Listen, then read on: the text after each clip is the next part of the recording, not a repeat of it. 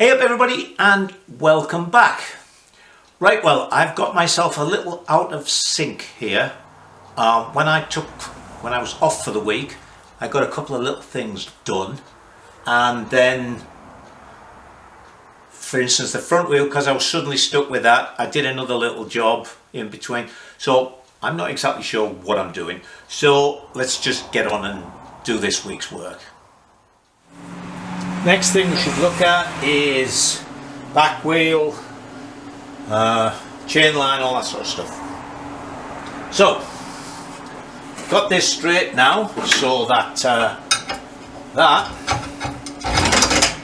goes in there. Oops. Let's take that up a little bit. Okay.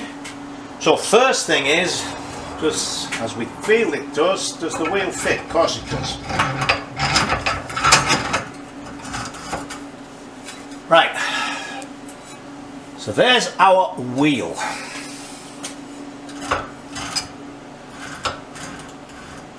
So the next thing we need to know is chain line. So let's pull out a B50 back wheel so that we can measure chain line. Now when we measure it this time, we're going to measure it to the center line of the rim, because this rim is going to be a different size to the one on the B50. So let's pull the wheel out and do some measurements. Right, well, let's start with the BSA. So first thing we need to know is how wide the rim is. So the rim is 2.670. right, so we'll write that down. 2.670. now we only want half of that. We want from the edge of to the center, so that's going to be 1.335. okay, so now let's find from here to there.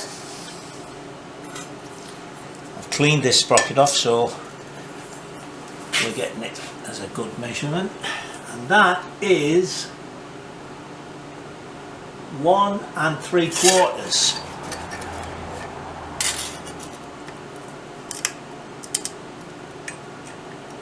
That's the same there, and it's the same there. Right, so that's 1.750. Right. Oh god, that's heavy.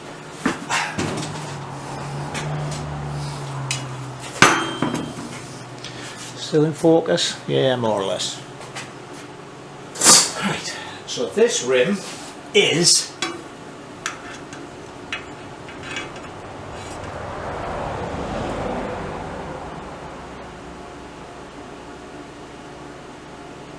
2.870.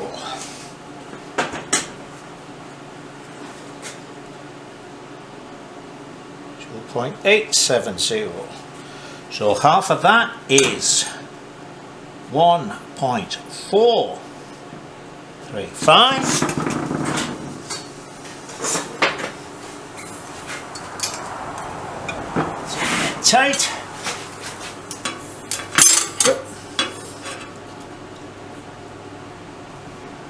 2 inches.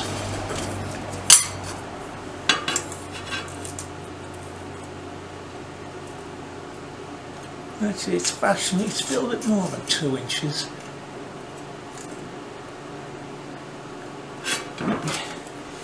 What have we got? 30 seconds.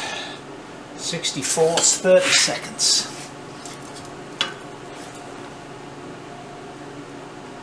Well, it's measuring spot on 2 inches there. So we're maybe slightly out here. And this is measuring 2 1/32. So I think we'll just call it 2. Next thing's a lot easier.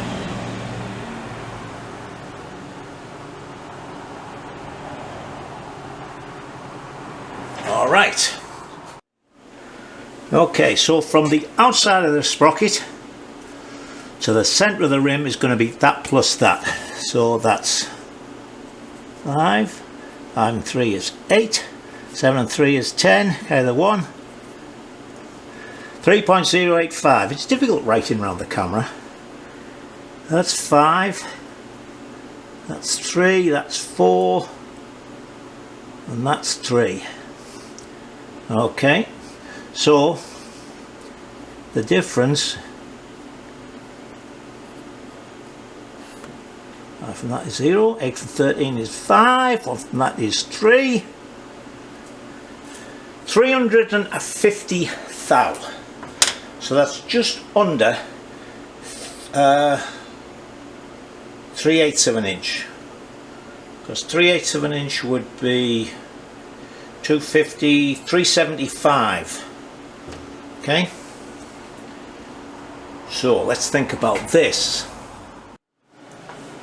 Right, well, just out of interest, I've done a load more numbers. What I did was I took that 32nd and split it, so instead of it being 2 inches down, it was 2.016. Then what I also did was I measured both sprockets, and actually this one is 10 thou thinner than that one, the one on the B50. So I worked that into it with all them worked in, because that gave me the bottom face. Right, so I took that measurement from the top of there to the centre and deducted the thickness of the sprocket, and that gave me to the bottom face, which is where we're going to bolt our sprocket. And with the minor adjustments, it came out at 376, which is, 3/8 is 375. So that makes things nice and easy for us. We're going to do just the same as we did with the Otter. We've got to move the sprocket in 376 thou. So what we'll do is we'll get a piece of 3/8 alloy. We will cut a centre hole that diameter and do that bolt pattern, so that fits on there perfectly. But then what we'll do is we'll mark a circle on with this diameter, and we will rebate it, if you like. We'll go in 1/8 of an inch, so this centre piece is going to be 1/8 of an inch. So the centre will be 1/4 inch thick, the outside will be 3/8 of an inch thick. So then when we put it on, right, that will be exactly as it is there, because the centre is 1/4 inch, but this edge will have gone down 375 thou, right to the back of it. So when we bolt the sprocket on there, the front face will be exactly right. Chain line will be perfect. Nice and easy, don't have to do a lot of machining to try and get things the right thickness. That'll be easy. So I've got to order some alloy and a sprocket. Right, well, I've just had a box of bits arrive, so this should have various bits that we're missing for the swinging arm, the pivot bush and stuff like that. So what I think we'll do is we'll put the swinging arm in, and we'll put the rear suspension units on, because they came the other day. We'll be able to see that a little bit better. Now then, for those of you who follow the weather here, it's about 3 inches of snow, but when I got up this morning, it was 0 degrees Fahrenheit, which comes to -17 C. Now the sun is out, so it's warmed up to 4 degrees Fahrenheit, which is about -15 C. So it's a tad chilly. Anyway, let me open this box, and we'll just put this end on so we know what that looks like. There's all the bits for the swinging arm. I've got 2 new bushes. I had the centre piece, it's one of the ones with the welded on adjuster, but I didn't have the other adjuster, so luckily that's the very last one that they had. I don't know if they're going to get some more. Nut for the end. Then there's the 2 thrust washers, the 2 sort of seal holders, the 2 oil seals, and 2 new Torrington needle bearings. Not going to put those in till we're all finished painting, all those. So we'll put the rest of it together so we can put the swinging arm in. Here we go again. That should, the holes don't line up either way. That's the way it should go. They're not exactly symmetrical, these, but it doesn't matter which way you put it, the holes don't line up. They're just slightly out. Oh, God, let me look at this. Well, I managed to find a pair of holes that were the same on both sides. So I got it on. They're fractionally out. So what I'll do later on is I'll clamp one to the other and make sure they line up. But if you're wondering why I had to buy one of those, that's the one that was on this shaft. And this is what happens when you have the chain tension wrong. Right? As the swinging arm moves and the chain goes from slack to tight, if it was tight where it should have been slack, then as it gets tighter, this will have been on there like that, it pulls the swinging arm, or is it that way around? Yeah, it pulls the swinging arm in because the chain's being tensioned, and it actually in time rips holes.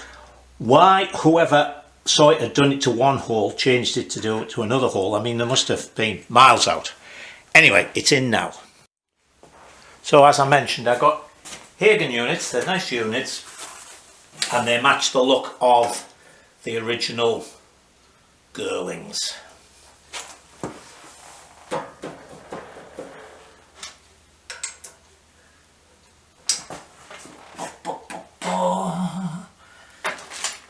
Get something to lever that with.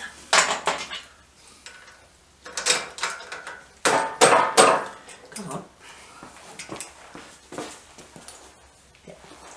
It's alright, it's through.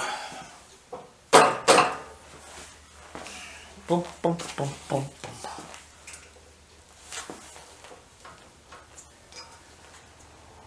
You know, you get this always with these. Excuse me. And again.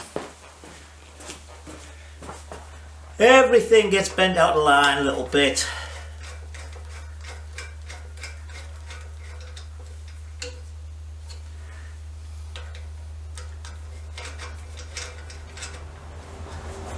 These are a little bit longer than they need to be, but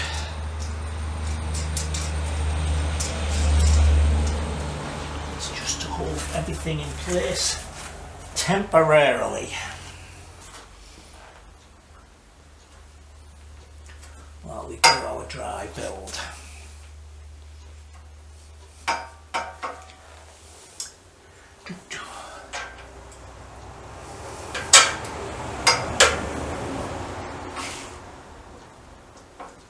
Out a little bit as well. Everything slightly out.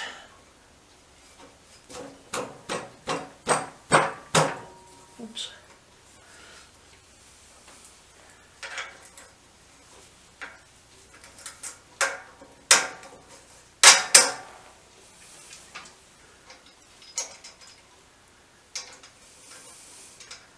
Okay, so that's them in.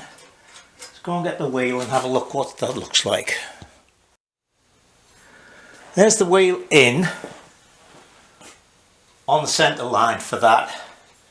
So we've got space here for the sprocket.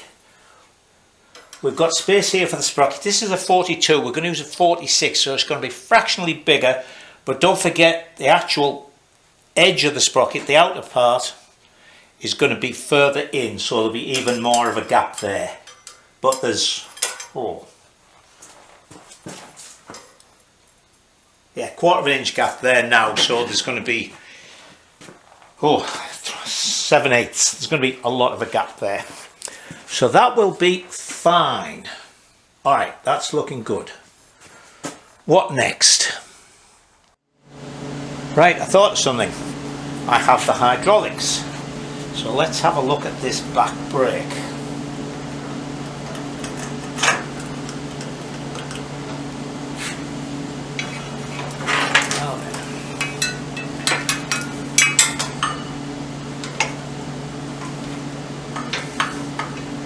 this on the right way around because I want to see as well if the hose that came with it, is it long enough? The swinging arm on the original bike is a lot longer than the swinging arm on this, so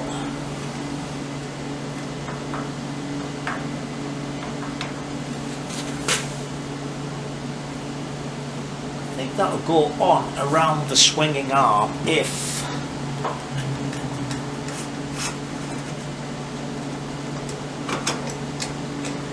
put the caliper on first.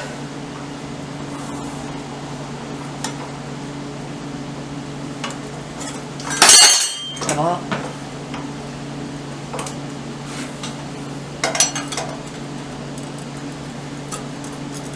Come on now.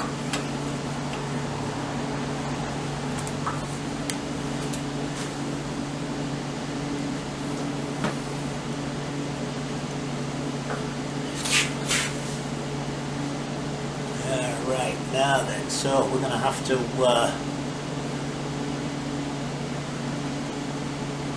work on the mounting for this, because that is too big. Now that'll turn around so that this boss is on the inside.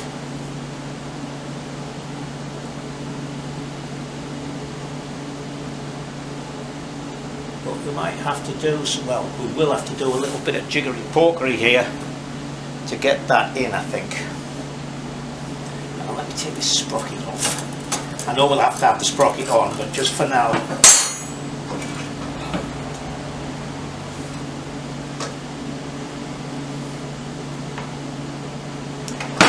Let me take this off, turn it round. Right, well, these Allen bolts would not budge, but it turned out that boss was actually a pressed in piece, so I was able to take it out. Just like a sort of sleeve for the wheel spindle. We're just out a little bit. This will go further round without those Allen bolts in, actually. So, of course, that's made out of alloy. I think if we make it out of steel so that I can make it slimmer, or we change the mounting. Actually, I could do a mounting on the swinging arm, a fixed mounting with those round there. There's another one here, it's mounted in 3 points, and then the wheel spindle goes through it. So that's not going to be too difficult. We just probably do away with this alloy plate that it's on and make a brand new mount for it actually on the swinging arm. Yeah, so I'm not too worried about that. It's yeah, because that is really thick. Hang on, how thick is that?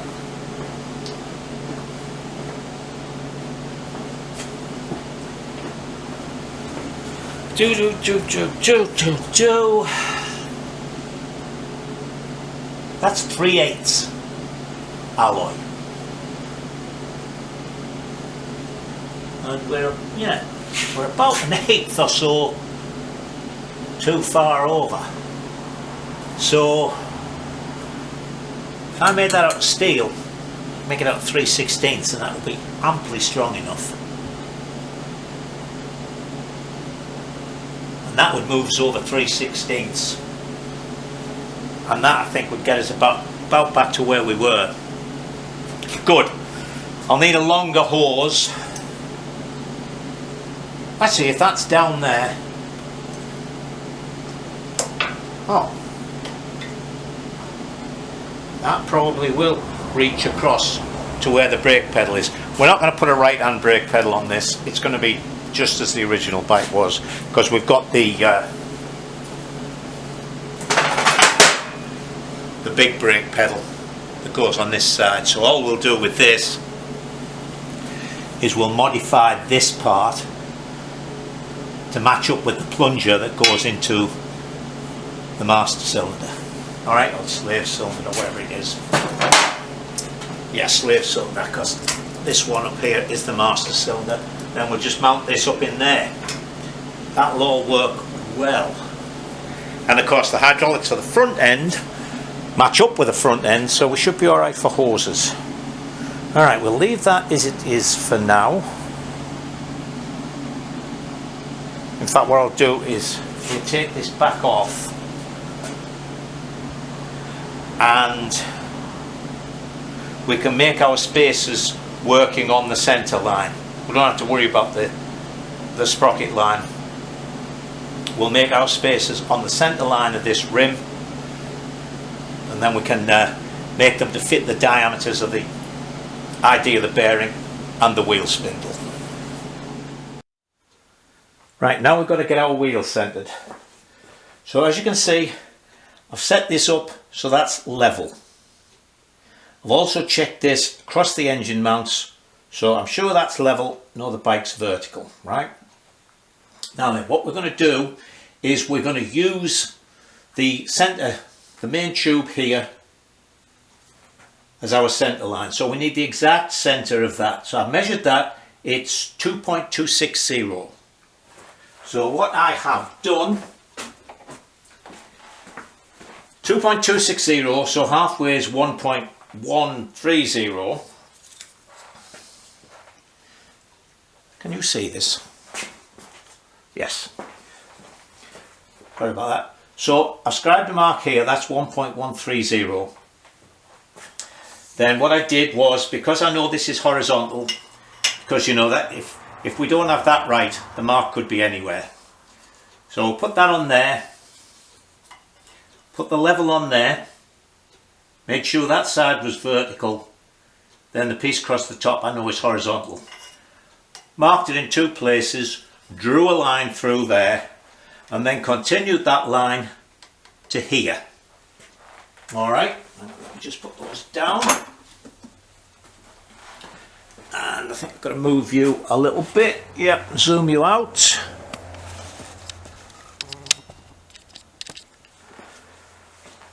Now this bit of green you can see here is I put a piece of tape across there, measured the width of the rim, and that's the centre line. I think you can just see it through the back actually, but then I marked that in the centre. So I have an exact centre for the wheel, I have an exact centre for the frame. So then I used a plumb line, went down on the mark, got it on the mark there, moved the wheel until I was perfectly centred. Alright, so now all I've got to do is measure how big a spacer I need for that left hand side. So now all we need to know is from there to the bearing, which I can actually get at, and that fortunately is 3/16. That makes it nice and easy. Now we've got a good 1/2 inch between this face of the sprocket carrier, the hub part, between there and here. So that's sticking out a 1/4 inch, still gives us plenty of space there, and of course as the actual sprocket itself will be inside of that, so we're going to have plenty of space up here to get our sprocket in. But we're going to put this, we'll make this spacer up, then we'll put that other sprocket on, and we'll see what's what from that. So these are the 2 original pieces. We're going to make 2 new ones. The first one we're going to make for the left hand side. Now altogether there's 5 measurements on here. We're going to keep 3 of them, and there'll be 2 new ones. So the 3 we're going to keep are this outside diameter here, this outside diameter, and the depth of that. Right.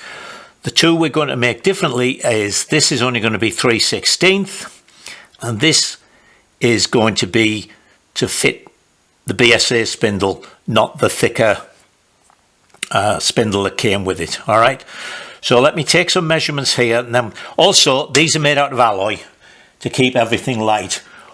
I'm going to make these out of steel. They're actually going to be smaller, so. But the other thing is, I'm not worried about the odd ounce or 2 here or there. And if it was just a spacing piece, I would have made it out of alloy. But it's this piece here. It's going to go in between the wheel spindle and the idea of the bearing, and I don't want it to be alloy. I want it to be steel, so it can take a little bit of punishment, because it's not going to be very thick. A little bit thicker than that, but not too thick. So let me find a piece of steel, and we'll start with the lathe. All right, there's the piece for this side. It goes in there like that. I've put the sprocket on with a couple of bolts.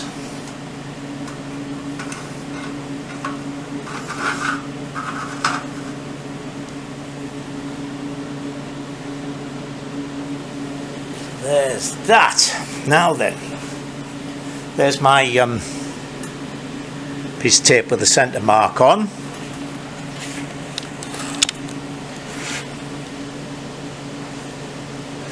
Let's check that everything is as it should be.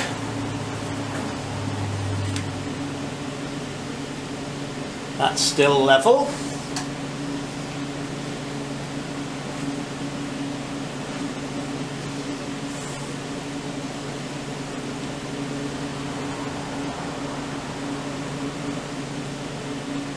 That on the centre mark up here.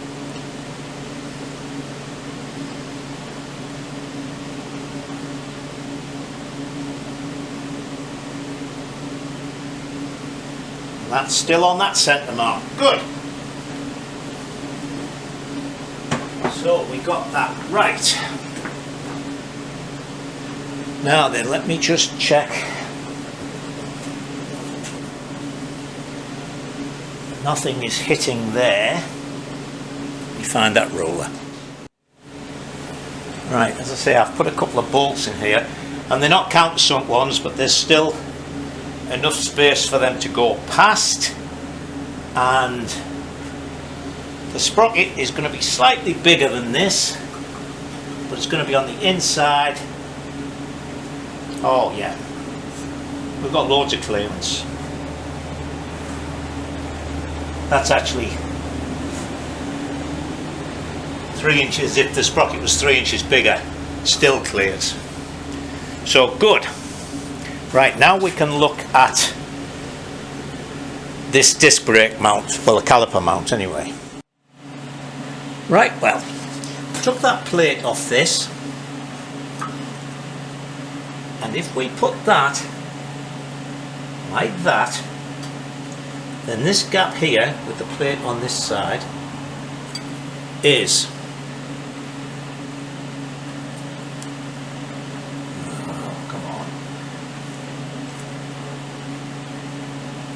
5/16, right? And you remember the plate is 3/8. So if I mill a 16th off, just there on the outside of the plate, that'll slip into there. Then this bolt here, see, I've taken the plate off, I've just put a couple of bolts in to hold this together. This bolt here, which is 8mm, we'll use a countersunk one into that plate. That gives us lots of space here. Now let me move you round. On this side, see, that is going to be about like that. We'll make a nice bracket. I'm almost sure, because of the bolts that came out, that these were only in one mounting, because one of these bolts was just a plain Allen bolt, the other one had a shoulder on it, so I think that went into a mounting. Next time I go to Mike's, I'll have a look. So the bolt up here, I don't think you can see now, we're going to make that countersunk so that we just have the thickness of the plate, because the thickness of the plate is the same, as I say, of where this piston is. So if we've got space where the piston is, the plate will have space. We'll make our mounting here. We'll go right up to the caliper, or right up to the plate on the caliper, bolt right through the plate into the caliper.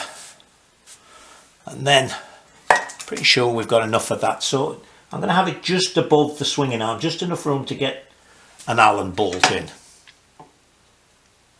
And then of course the wheel is going that way around, So the reaction to the brake, when the brake goes on, the wheel will try to pull the brake. It'll actually be pressing against the swinging arm. So it won't be pulling on its mounting, it'll be pressing on it, which will be fine. So first things first is to mill a 1/16 of an inch off that thing, off that plate, and countersink this top one. Then we can put it back together. I've got a couple of countersunk 8mm. They're slightly long and they're just ordinary black oxide ones, but they'll do for setting it up. Right, so there's no need to see me milling that tiny little bit off the end, so let me go and do that. Right then, let's see what this is going to do. I milled out this piece, countersunk that one, so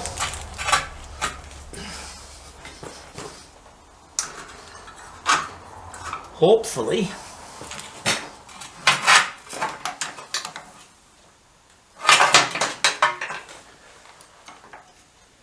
come on now, get apart. Ooh.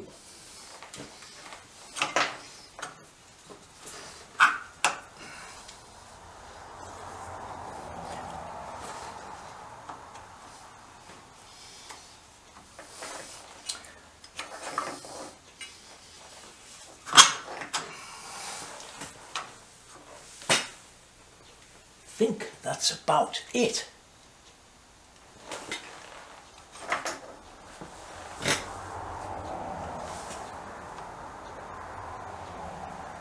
So now we make another one of those pieces like we did for the other side. The right side's to go through this hole. And that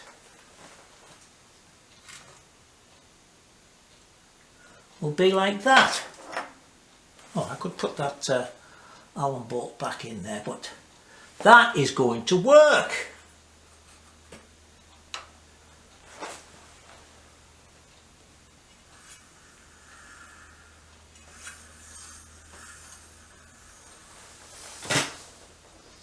Well, that was easier than I thought it was going to be.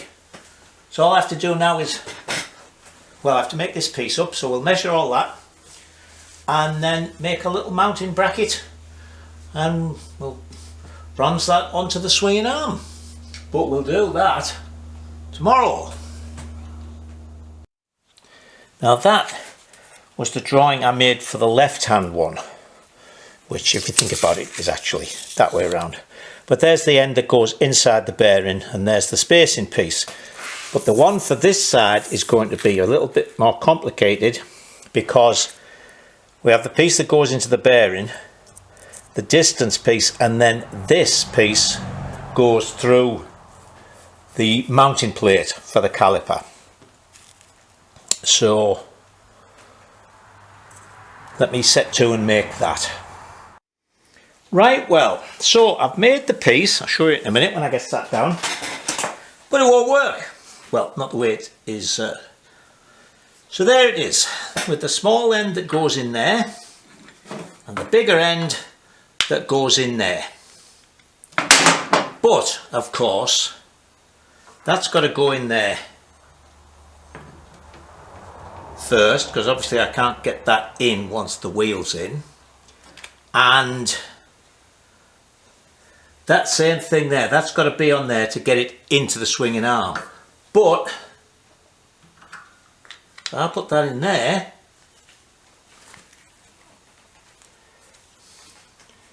Come on now, there we go. Can't get that on.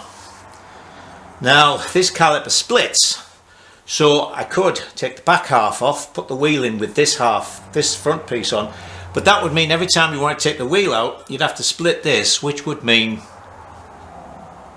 filling it up again, you know, re-bleeding it and everything like that. So after a bit of cursing, it struck me that what I needed was to have this piece here in there just flat and this taken off there, so that'll just go on there like that and doesn't actually go in there. And then I thought, oh, actually there's this piece which was the original piece. I can put that in there and then make this the right length, and then that'll go in there. It'll have a flat side and that'll just slide onto it. Okay, now I'll put it in. So that is what we'll do. We'll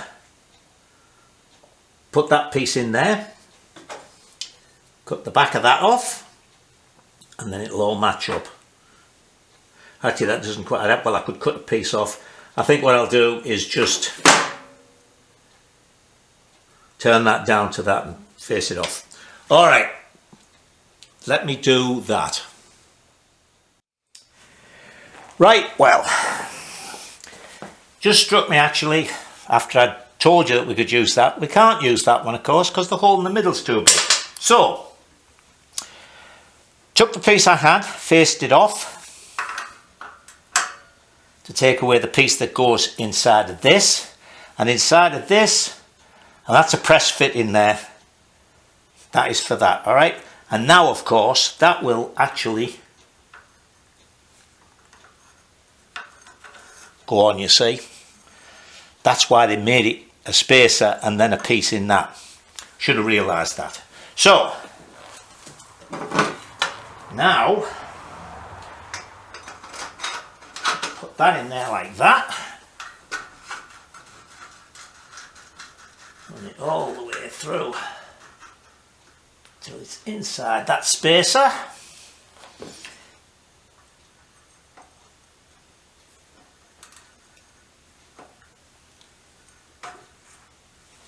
That goes in there. That goes through there.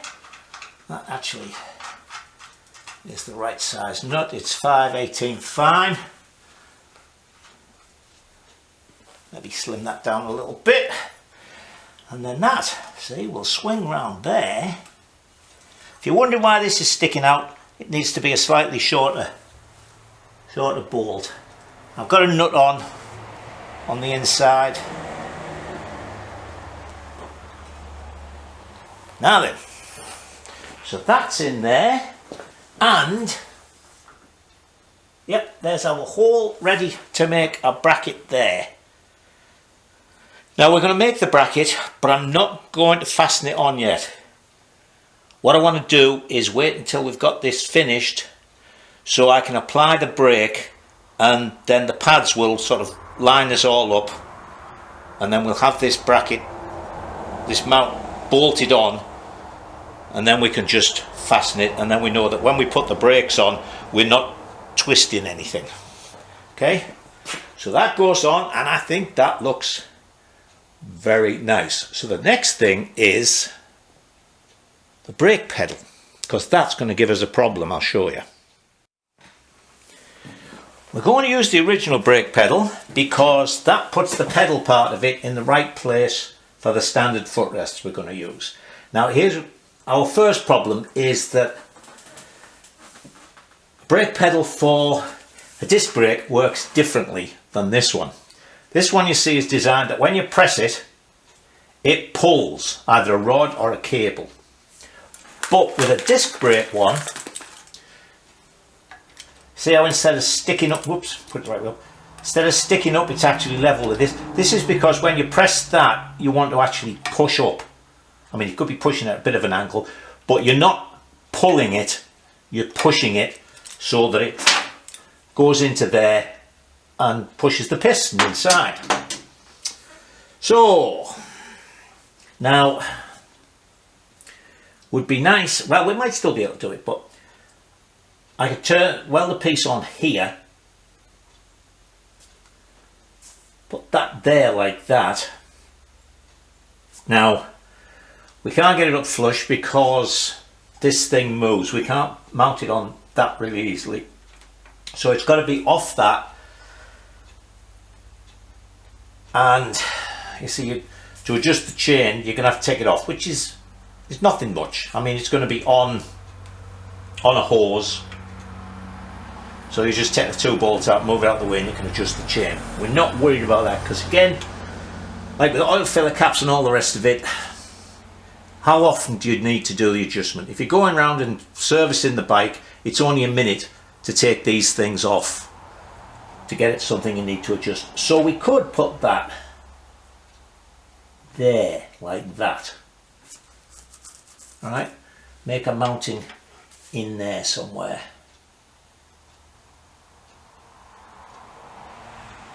The only other place to put it so that it would push is there, but of course the chain case sticks out a bit, not much, but then you're really putting it where your foot is going to be.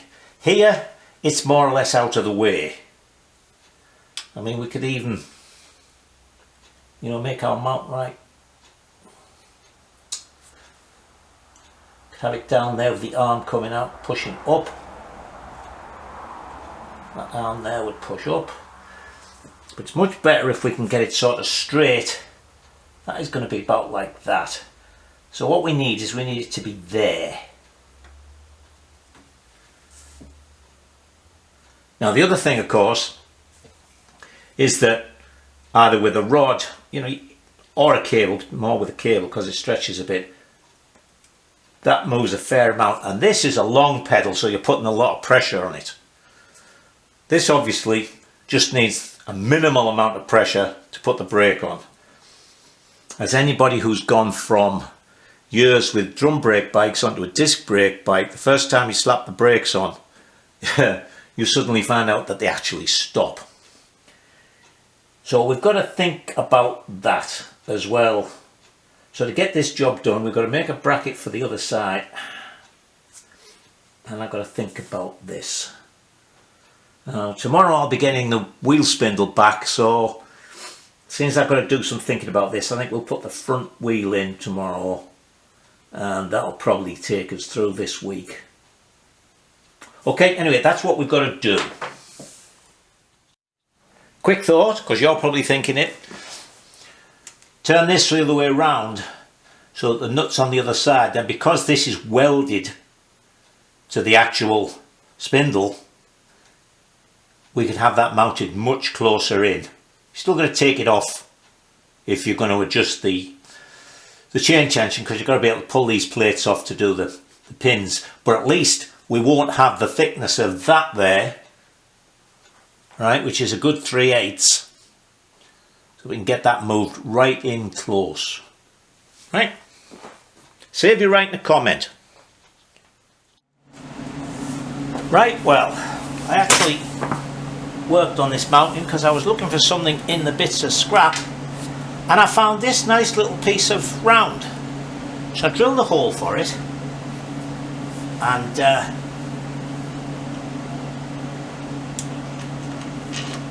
goes in nicely, very nicely like that. And then I made a little cardboard template, which I must have left over the other side of the workshop. And from that I made this piece in 1/4 inch. That is going to go on there like that.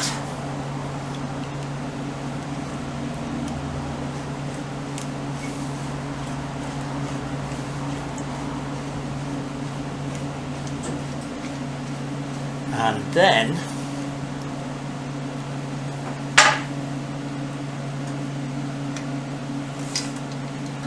that will go in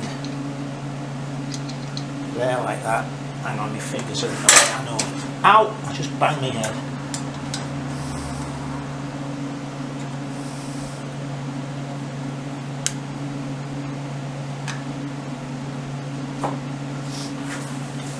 And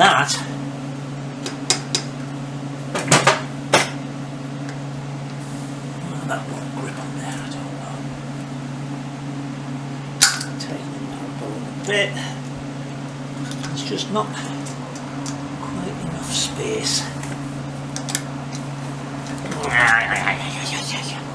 Come on now. Stop messing me about.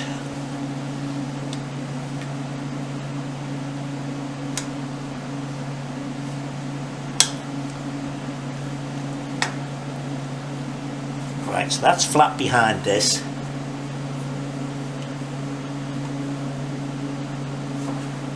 And that's going to go on there like that.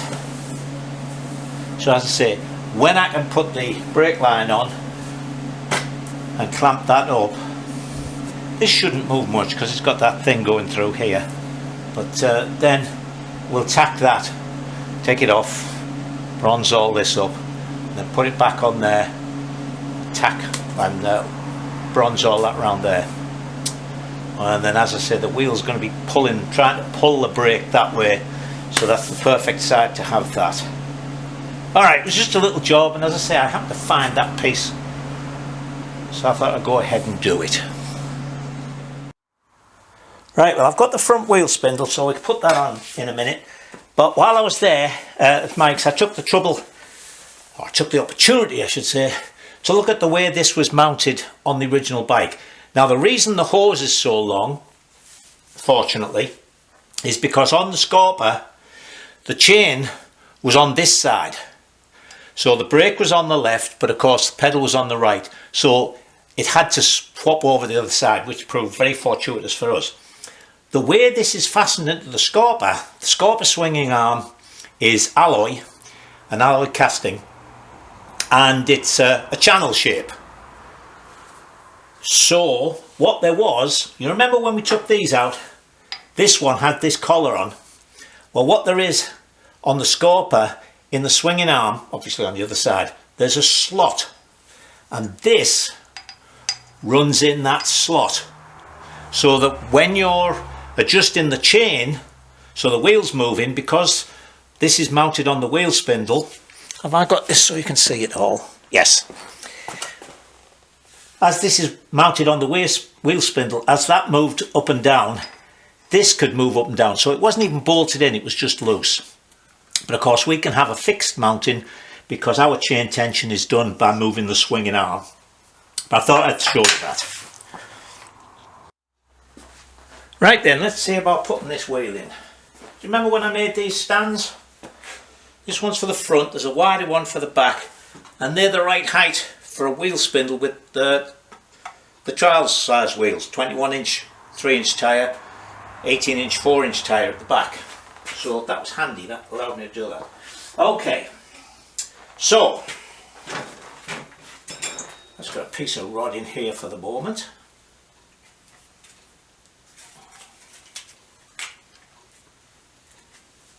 Oh, of course, I forget.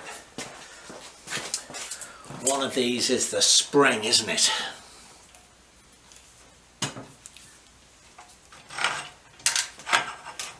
There we go.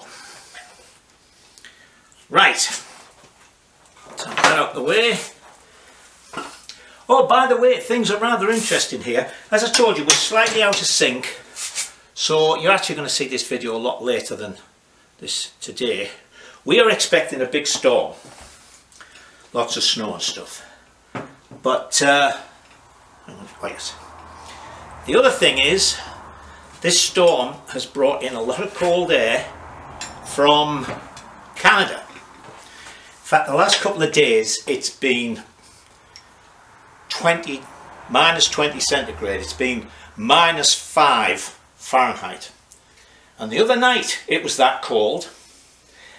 And during the night we had a power outage, so the heating went off. When we got up the next morning, as you know, we live out in the country, we have a well. I don't know which side these go.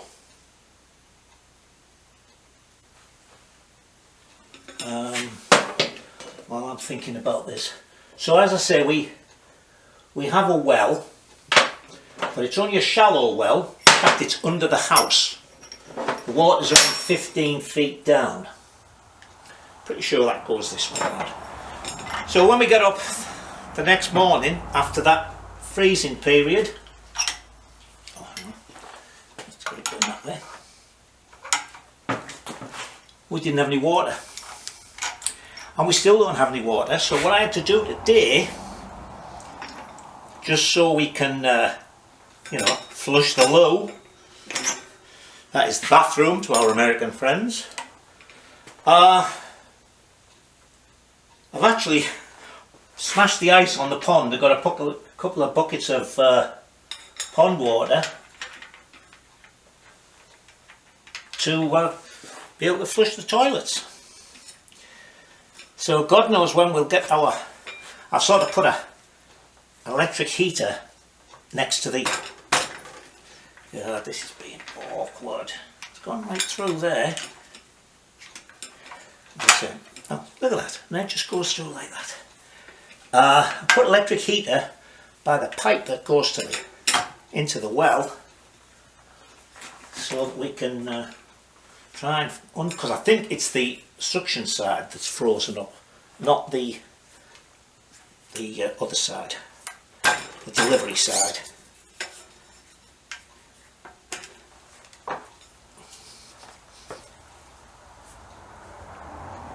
These are all loose. All good stuff, this, isn't it?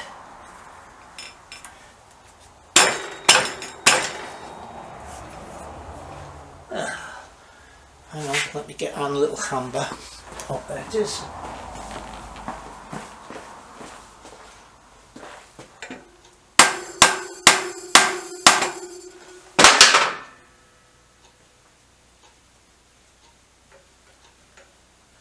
This is a lot of video just to put a wheel in, isn't it?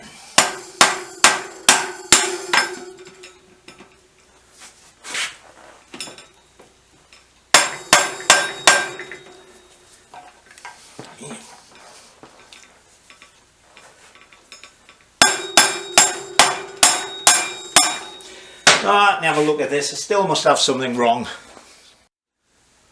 Alright, it was just a matter of fiddling it right to get the wheel spindle to go straight.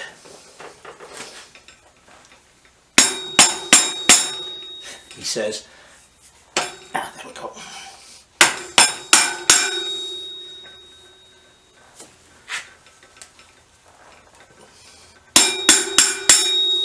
Alright, I've actually got threads out this end. Hooray!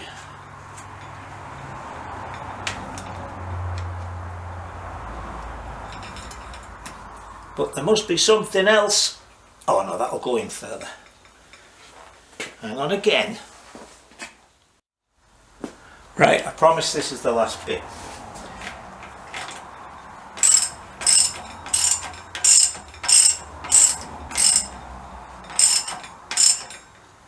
There we go, it's flush there.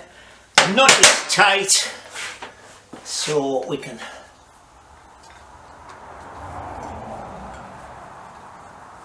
tighten those up. Disc is clear on this side.